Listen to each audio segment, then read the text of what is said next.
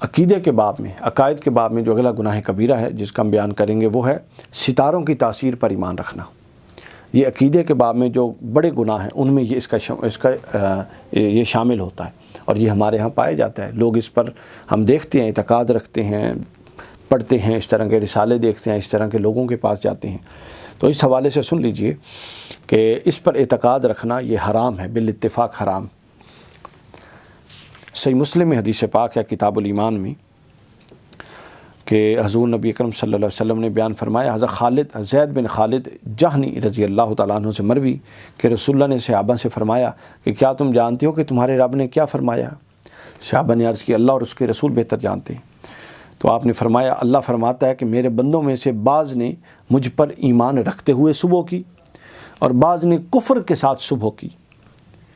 پھر آپ نے فرمایا کہ جس نے کہا کہ ہم پر بارش اللہ کے فضل و کرم سے ہوئی تو اس نے ایمان کے ساتھ صبح کی، یعنی وہ مجھ پر ایمان لایا، اور جس نے یہ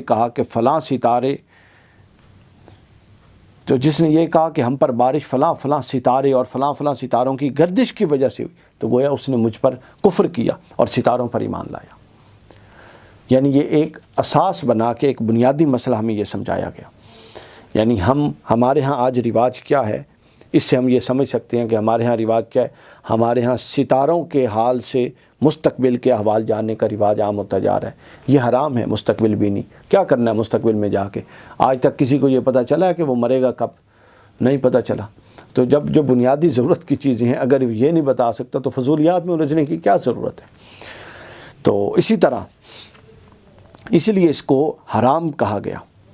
اور اسی طرح نجومی پر جو کاہن ہوتے ہیں ان پر ایمان لانا یا ان کی باتوں کی تصدیق کرنا یہ بھی حرام ہے اور گناہ کبیرہ میں سے ہے۔ اس حوالے سے بھی صحیح مسلم میں حدیث پاک ہے کہ حضور علیہ الصلوۃ والسلام نے فرمایا، حضرت صفیہ رضی اللہ عنہا سے مروی کہ حضور نے فرمایا جو شخص نجومی کے پاس گیا، من آتا الرافن فسألہ عن شیء لم یقبل لہو صلاۃ اربعۃ لیلۃ، حضور نے فرمایا کہ جو کسی نجومی کے پاس گیا، اس سے مستقبل کے حوالے سے کوئی سوال دریافت کیا، کوئی بات کی، تو گویا اس کی 40 روز کی نمازیں قبول نہیں ہوں گی، 40 روز کی نمازیں قبول نہیں ہوں گی۔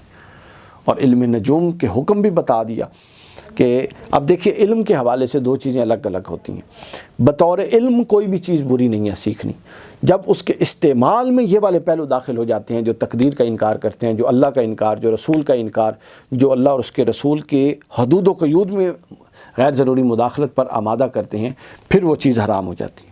تو علم نجوم کی حرمت کے حوالے سے بھی ہے، حدیث حسن ہے، امام ابن ماجہ نے اس کو روایت کیا۔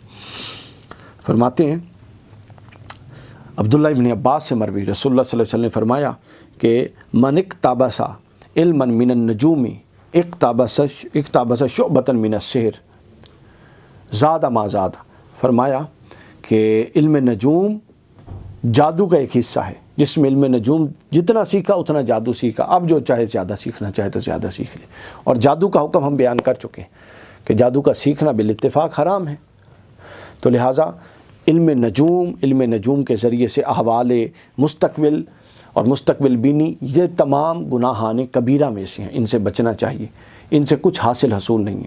اللہ نے ہمیں حال دیا ہے، ماضی گزر چکا ہے اور حال دیا ہے، تو ہم حال کے ذمہ دار ہیں اور حال کو بہتر کریں اور توکل کریں کہ اس حال کی بنیاد پہ اللہ ہمارا مستقبل بہتر کر دے گا۔